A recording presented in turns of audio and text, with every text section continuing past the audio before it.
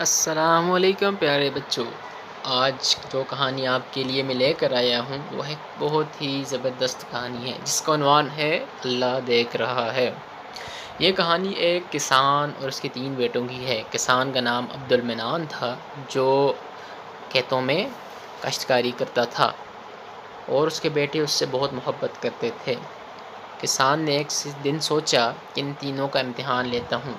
کسان نے تینوں بیٹوں کو بلایا اور انہیں ایک ایک سیب دیا اور انہیں کہا کہ آپ نے ایسی جگہ جا کر یہ سیب کھانا ہے جہاں آپ کو کوئی دیکھ نہ سکے، اور آپ کے پاس 1 دن کا ٹائم ہے۔ کل آپ سب نے آ کر مجھے بتانا ہے آپ نے کہاں کہاں سیب کھایا، اور جس نے ایسی جگہ کھایا جہاں سے کسی نے نہ دیکھا ہو تو اسے انعام دوں گا۔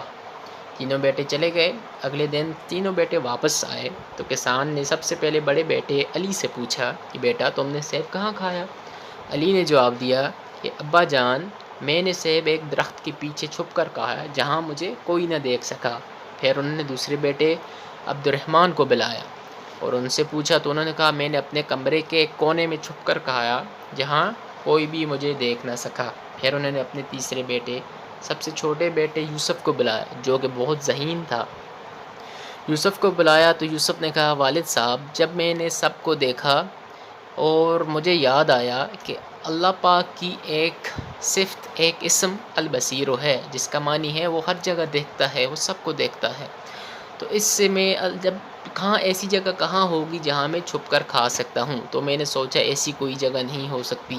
تو والد صاحب اس کے جواب سے بہت خوش ہوئے اور انہیں اس سے انعام دیا اور بچوں کو بتایا کہ اللہ پاک کی بے شک ایک اسم، ایک صفت ہے البصیر، وہ ہر جگہ موجود ہے، ہر کسی کو دیکھ رہا ہے۔ اسی لیے اپنے اعمال کو ہمیں درست کرنا چاہیے تاکہ ہمیں زندگی میں کہیں بھی ایسی غلطی نہیں کرنی چاہیے جس سے ہم گنہگار ہوں، کیونکہ اللہ پاک ہر جگہ موجود ہے، ہماری شہرک سے بھی نزدیک ہے۔ اسی لیے ہمیں اپنے اعمال کا تعاقب کرنا چاہیے۔ اوکے بچوں، اللہ حافظ۔